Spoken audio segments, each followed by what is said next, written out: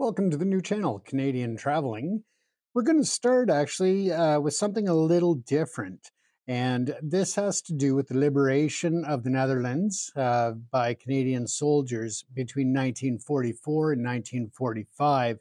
And I just thought that this may be not only an important part of Canadian history to share, but also given the world situation right now, it also brings to light some information about liberating many Jews from concentration camps and going through the Netherlands where there were the encampments. So we'll touch on that a bit as well.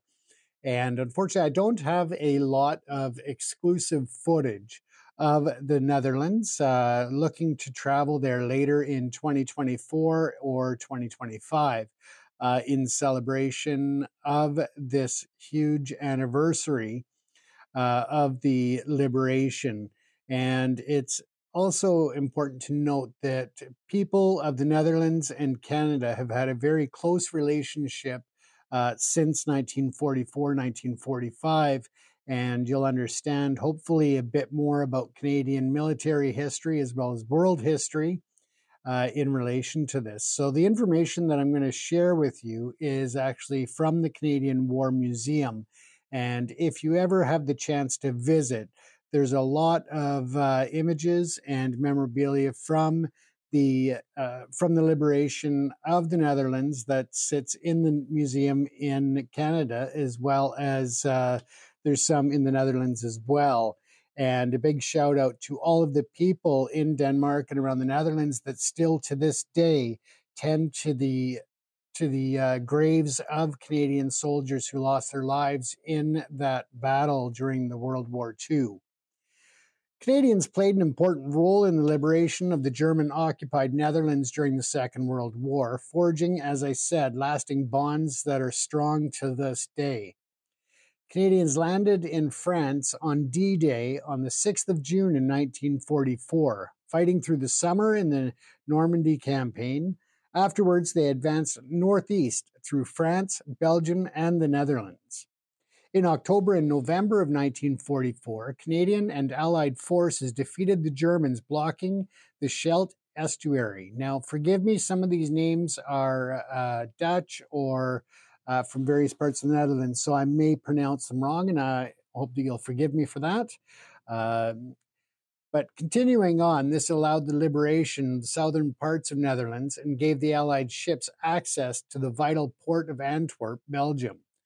After pushing into Germany in 1945, Canadian and Allied forces liberated large parts of the Netherlands in April and May.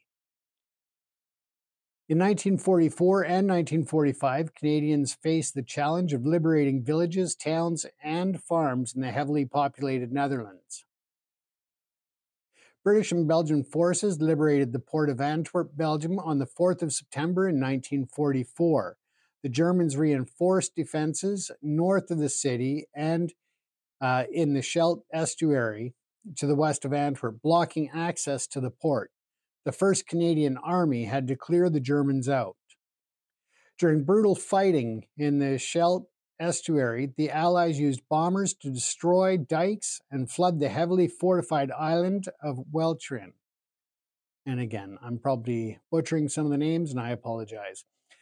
By November the 8th of 1944, they had defeated the last German defenders. In 5 weeks of fighting, the 1st Canadian Army suffered nearly 13,000 dead, wounded, or missing, including 6,367 Canadians. On October the 29th of 1944, bombing of German defenses on Weltrin Island took place shortly before the British amphibious landings there.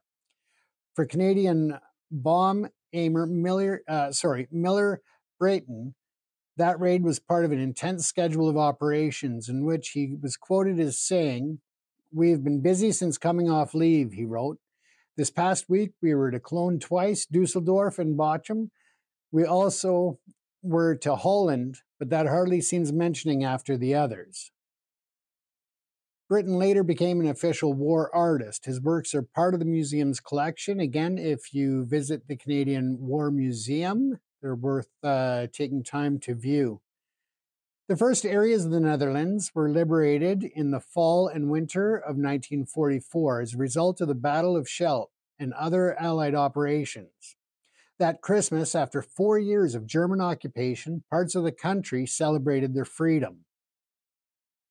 In April 1945, the 1st Canadian Army swept north, liberating more of the Netherlands from nearly 5 years of German occupation and providing food and medical aid to the starving population.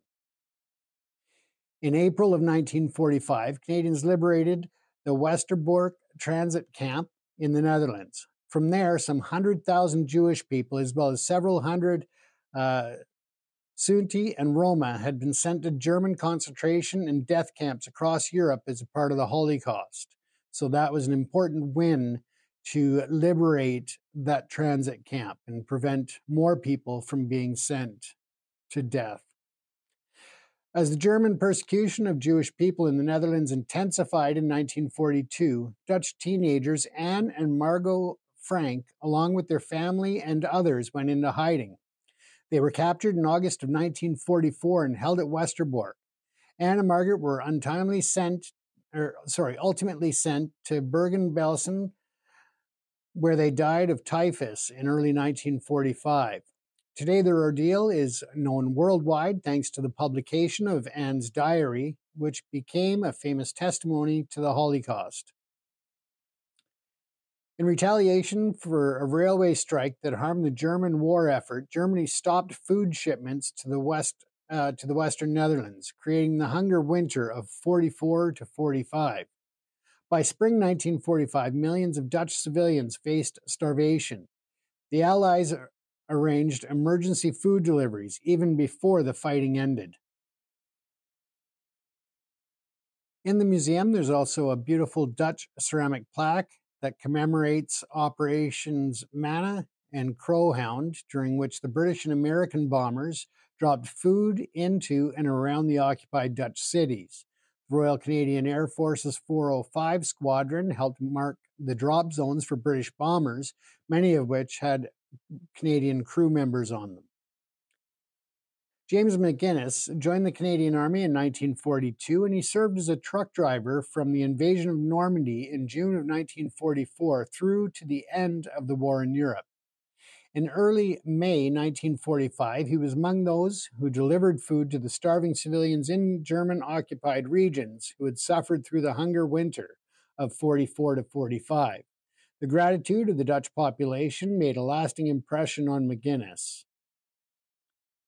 Throughout April and May of 1945, Canadian and Allied forces were enthusiastically welcomed by the Dutch people, freed from the almost 5 years of German occupation. Joyous crowds thronged the streets and mobbed liberating forces in which became known as the Sweetest Spring. On May the 5th of 1945, Canadian General Charles Foulkes accepted the surrender of German forces in the Netherlands at Wageningen, and I probably pronounced that wrong.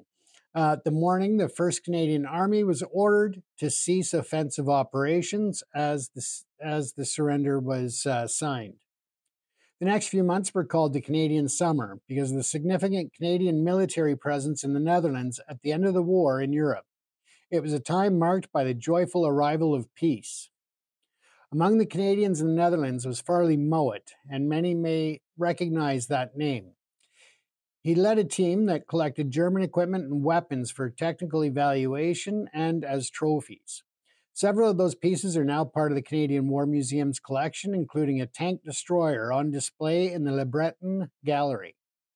Mowat's reports noted that it was captured by the 4th Canadian Armed Division near Wijsselhaven. Mowat later became a famous author, and some of his books are based on his wartime experiences in Italy and the Netherlands. Many Dutch civilians and Allied military personnel met and married in the Netherlands during the war or after the war. Nearly 2,000 Dutch war brides and more than 400 children came to Canada.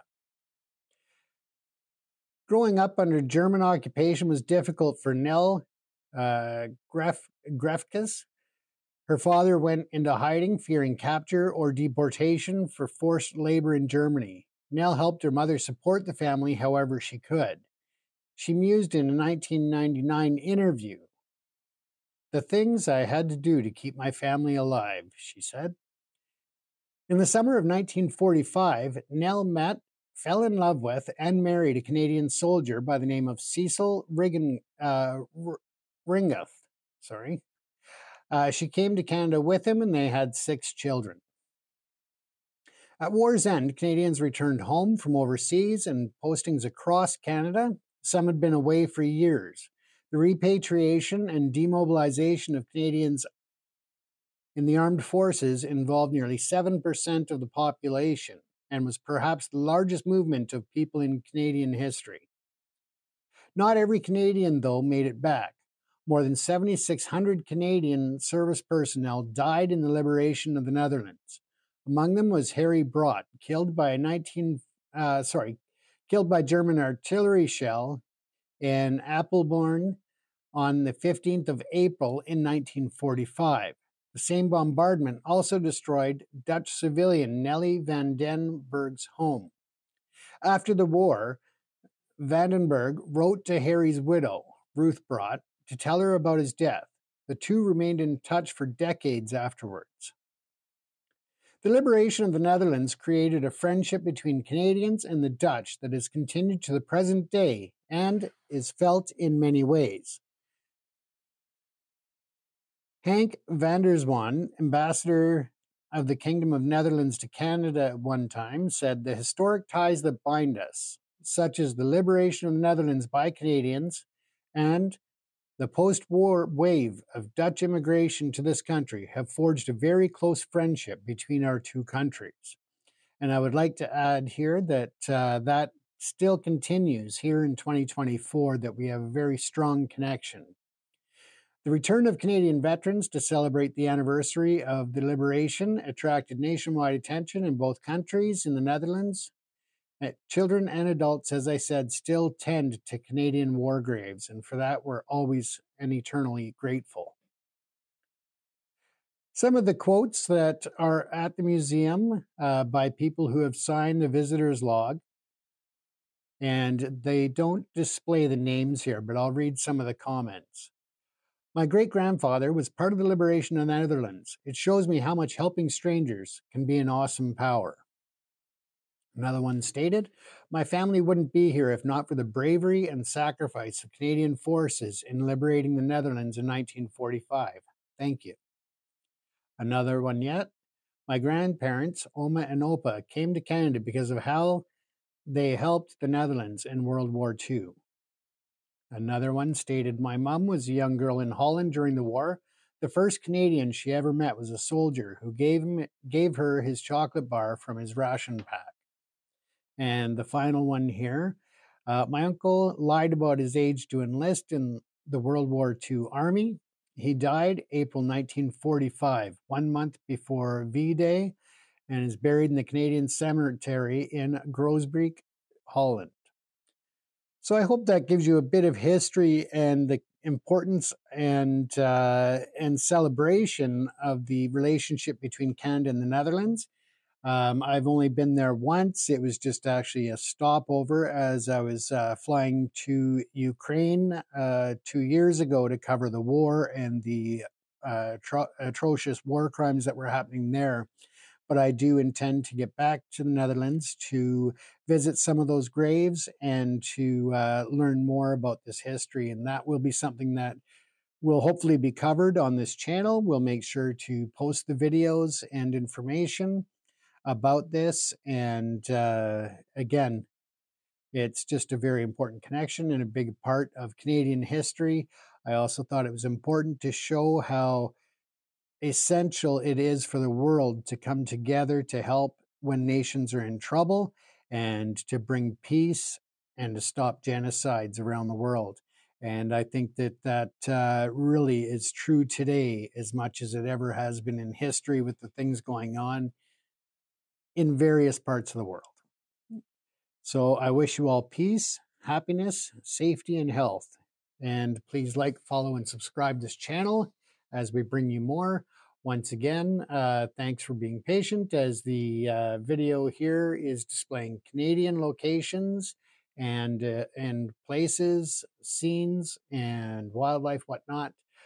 Just for the simple fact that I did not have any footage original filmed by us here on this channel. So we'll bring more of that to you when we visit the Netherlands and bring that important part of history to further life. Thank you.